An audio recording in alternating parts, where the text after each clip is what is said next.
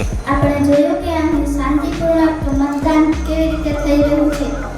શાળાના શિક્ષકો દ્વારા આ ચૂંટણીનું આયોજન કરવામાં આવ્યું હતું, જેમાં બાળકો સંપૂર્ણ રીતે માહિતગાર થાય તે માટે આ આયોજન કરવામાં આવ્યું હતું. આવી જ શાળાની અવનવી પ્રવૃત્તિઓ જોવા માટે મારી સાથે જોડાયેલા રહો. હું છું રિપોર્ટર તુલસી રાઠવા. ધન્યવાદ.